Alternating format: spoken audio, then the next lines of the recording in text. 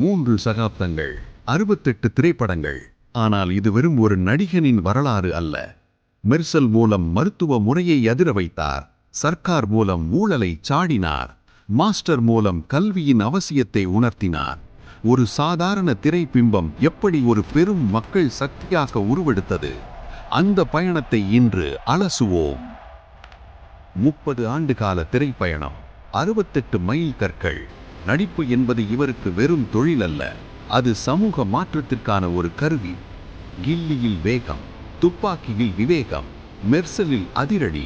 இவரது படங்கள் வசூலை மட்டும் குவிக்கவில்லை, கோடிக்கணக்கான தமிழர்களின் நம்பிக்கையை வென்றன.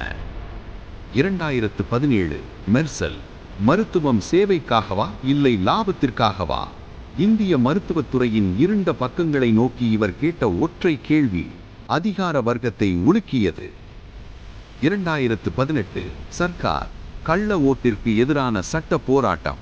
ஒரு திரைப்படம் எப்படி அரசியல் விழிப்புணர்வை ஏற்படுத்தும் என்பதற்கு இதுவே ஆகச் சிறந்த உதாரணம்.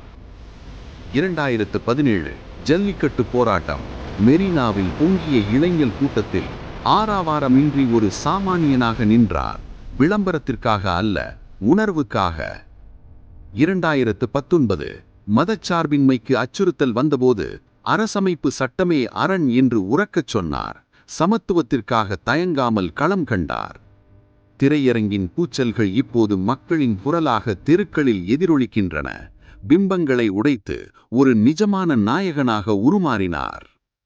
இது தற்செயலாக நடந்த மாற்றமல்ல, 3 தசாப்தங்களாக மக்களுக்காகவே செதுக்கப்பட்ட நேர்மையான பயணம்.